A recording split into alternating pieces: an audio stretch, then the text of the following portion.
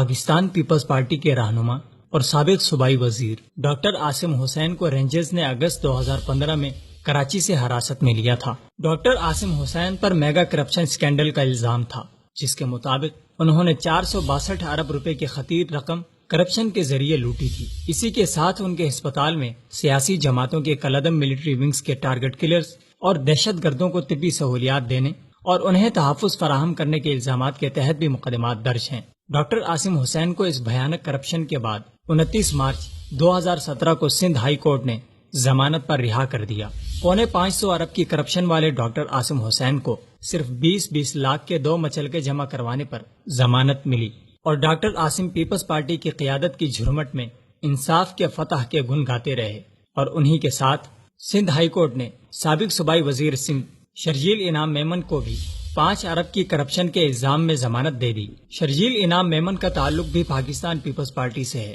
جو تقریباً 3 سال سے پاکستان سے روپوش رہے اور دبئی میں مفروری کی زندگی گزارتے رہے۔ اب آئندہ الیکشن کے قریب آتے ہی پاکستان پیپلز پارٹی اور برسر اقتدار جماعت پاکستان مسلم لیگ نون کے درمیان کسی ممکنہ بڑی ڈیل کے نتیجے میں شرجیل میمن پاکستان واپس آئے ہیں۔ اسی کے ساتھ ہی پاکستانی تاریخ میں کرپشن کے بیتاج بادشاہ سمجھے جانے والے سابق صدر آصف علی زرداری بھی پاکستان لوٹ آئے ہیں۔ شرجیل میمن اور ڈاکٹر عاصم حسین آصف زرداری کے نہایت قریبی ساتھیوں میں سے ہیں، جن میں سے ڈاکٹر عاصم حسین کے آصف زرداری اور پیپلز پارٹی کی مرکزی قیادت سے نہایت نزدیکی روابط ہیں۔ سن 2008 میں پاکستان پیپلز پارٹی کی حکومت کے قیام کے بعد ڈاکٹر عاصم کو چیئرمین نیشنل ریکنسٹرکشن بیورو تعینات کیا گیا اور سن 2009 میں سینیٹر آف پاکستان منتخب کیا گیا، لیکن سپریم کورٹ کے دوہری شہریت کے بارے میں فیصلے کے بعد سن 2012 میں انہیں مستعفی ہونا پڑا۔ مستعفی ہونے سے قبل وہ پیٹرولیم اور قدرتی وسائل کے وزیر بھی رہے، اور اس عرصے میں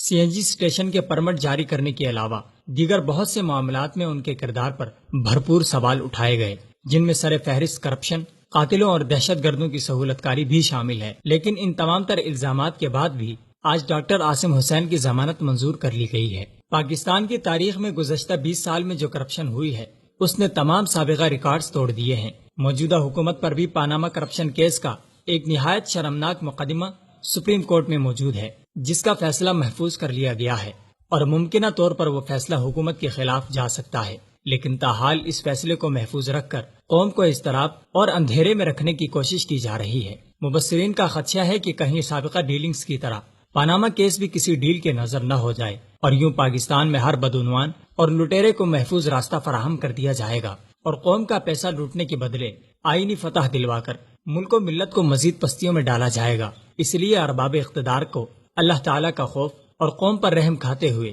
قوم کے مجرموں کو قانونی گرفت میں رکھنے کی ضرورت ہے، نہ کہ انہیں اعزاز و اکرام سے نواز کر دوبارہ عوام پر مسلط کرنے کی۔